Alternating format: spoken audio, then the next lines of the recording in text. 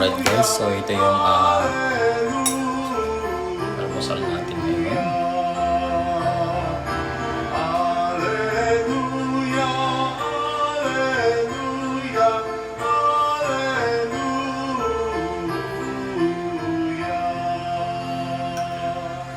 Sumayin niyo ang Panginoon at sumaiyo rin.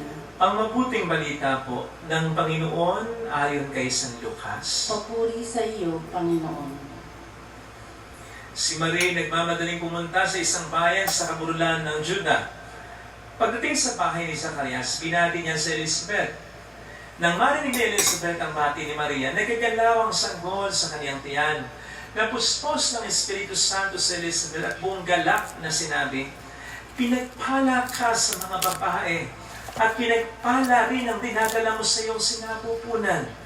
Sino ako upang dalawin ang ina ng aking Panginoon? Sapagkat pagkarinig ko ng iyong bagay, nagagalaw sa tuwa ang sanggol sa aking tiyan. Mapalad ka, sapagkat nanalig kang matutupad ang pinasabi sa iyo ng Panginoon." At sinabi ni Maria, "Ang puso ko'y nagpupuri sa Panginoon, at nagagalak ang aking espiritu dahil sa Diyos na aking tagapagligtas, sapagkat nilingap niya ang kanyang abang alipin.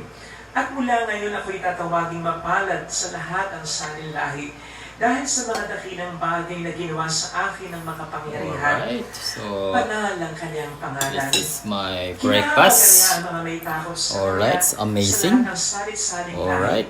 lahi. Ipinakita niya ang lakas ng kanyang mga bisig. Amazing. Pinangalat niya ang mga panalong isipan.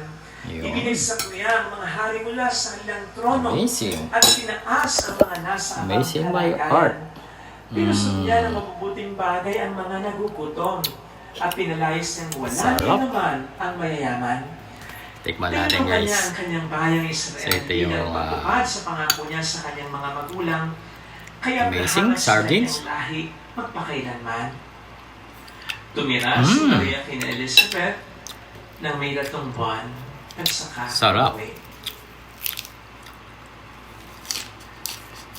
Mga kapatid, ang mabuting balita ng Panginoon.